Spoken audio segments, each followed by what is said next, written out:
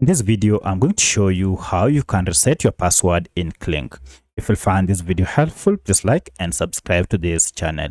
Alright, to reset your password, go ahead and log in to your current Kling account if you are able, or if you are not able, just go ahead and hit on forgot password. However, if you can log into your Kling account, then head down here to your profile and then click on it.